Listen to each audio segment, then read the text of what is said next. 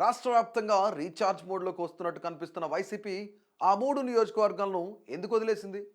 TDP కంచుకోట లాంటి నియోజకవర్గాల్లో ఫ్యాన్ పార్టీ దయనీయంగా ఉన్నా ఎందుకు పట్టించుకోవడం లేదు?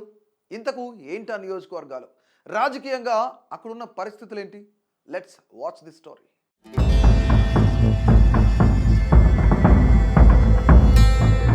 గత ఎన్నికల్లో ఘోర పరాజయం నుంచి కోలుకున్న వైసీపీ క్రమంగా యాక్టివిటీ పెంచుతోంది. రాజకీయ పరిస్థితులను సమీక్షించుకుంటూ నియోజకవర్గాల ఇన్ఛార్జీలను మారుస్తూ కేడర్ను రీఛార్జ్ మోడ్లోకి తీసుకొస్తోంది.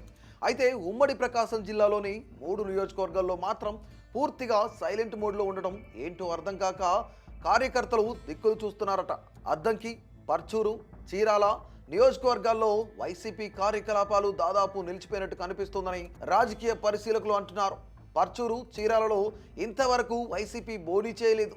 అద్దంకిలో ఒకసారి గెలిచినా అది కూడా అప్పుడు పార్టీలో ఉన్న గొట్టిపాటి రవికుమార్ వ్యక్తిగత ఇమేజ్తోనే సాధ్యమైందని చెబుతుంటారు. ఆయన వైసీపీ నుంచి టీడీపీలో చేరిపోయాక అద్దంకిలో కూడా పార్టీ పరిస్థితి అంతంత మాత్రంగా మారిందనే టాక్ వినిపిస్తోంది. అసలు ఈ 3 సెగ్మెంట్స్ టీడీపీకి గట్టి పట్టున్నవి కావడంతో ఫ్యాన్ నాయకులు చెమటోడ్చిగా తప్పడం లేదన్నది లోకల్ వాయిస్.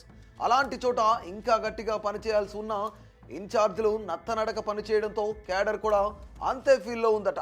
అద్దంకి నియోజకవర్గానికి గత ఎన్నికలకు ముందు పానెం చిరహానిమిరెడ్డిని ఇన్ఛార్జిగా వైసీపీ అధిష్టానం ఇంపోర్ట్ చేసింది. ఎన్నికలకు ముందు ఆయన సామర్థ్యం మీద కేడర్ ఏవేవో ఆశలు పెట్టుకున్నా గొట్టిపాటి హవా ముందు తేలిపోయారు. ఇక ఎన్నికలు పూర్తయి 15 నెలలు గడిచినా అద్దంకి చుట్టపు చూపులా వచ్చి వెళుతున్నారు తప్ప కార్యకర్తలకు హనిమిరెడ్డి అందుబాటులో ఉండటం లేదట.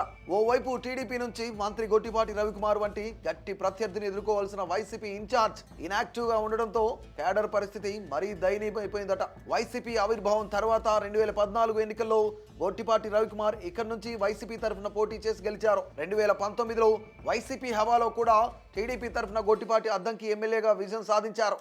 ఇక 2024లో టీడీపీ నుంచే మరోసారి గెలిచి మంత్రి అయ్యారు ఆయన. అలాంటి నేతను ఎదుర్కోవాలంటే ఆయనకు ధీటైన రాజకీయాలు చేయాల్సిన ప్రతిపక్ష ఇన్ఛార్జ్ అస్సలు పట్టింపు లేనితనంతో ఉన్న కారణంగా నియోజకవర్గంలో వైసీపీ అచేతనంగా మారిపోయిన పరిస్థితి. అటు పర్చూరు నియోజకవర్గంలో కూడా దాదాపు అదే పరిస్థితి. వైసీపీ ఆవిర్భావం తర్వాత ఇక్కడ గెలవలేదు. 2014 నుంచి వరుసగా అభ్యర్థులు మారారే తప్ప గెలుపు సాధ్యం కాలేదు. ఎమ్మెల్యే ఏలూరి సాంబశివరావు ఇక్కడ హ్యాట్రిక్ కొట్టారు. గత ఎన్నికల్లో వైసీపీ తరఫున పోటీ చేసి ఓడిన ఎడం బాలాజీ ఫలితాల తర్వాత కనిపించకపోవడంతో గాదే మధుసూదన్ రెడ్డికి వైసీపీ అవకాశం ఇచ్చింది. ఆయన తండ్రి గాదే వెంకటరెడ్డికి ఇక్కడ సుదీర్ఘ కాలం చేసిన రాజకీయం ప్లస్ అవుతుందని పార్టీ పెద్దలు భావించగా గాదే మధు అంత యాక్టివ్గా లేరన్నది పర్చూరు టాక్. వైసీపీ సీరియస్గా తీసుకున్న బాబు ష్యూరిటీ మోసం గ్యారంటీ కార్యక్రమాన్ని ఆయన అంత సీరియస్గా తీసుకోలేదట. ఏదో చెప్పారు చేశామన్నట్లుగా పార్టీ కార్యక్రమాలు నిర్వహిస్తున్నారు తప్ప ఇంకా టాప్ గేర్ అందుకోలేదంటుంది పార్టీ కేడర్.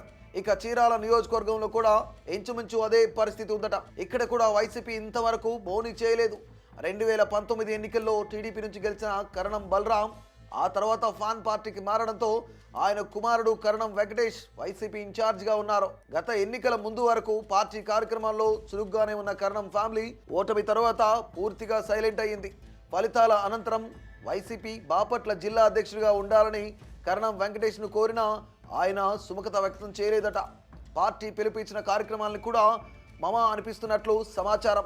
మరోవైపు కరణం వారి రాజకీయం అద్దంకికి మారబోతుందని ప్రచారం జరుగుతున్నా అవునని కానీ కాదని కానీ బలరాం వైపు నుంచి స్పందన ఉండడం లేదు. మొత్తం మీద ఈ 3 నియోజకవర్గాల్లో వైసీపీ పరిస్థితి అంతకంతకు దిగిపోతుందని సొంత పార్టీ కేడర్ మాట్లాడుకుంటున్న పరిస్థితి. మరి పార్టీ అధిష్టానం ఈ 3 నియోజకవర్గాలను రీబూట్ చేస్తుందా లేక మనకు బలం లేదు వల్ల కాదు అని వదిలేస్తుందా చూడాలి.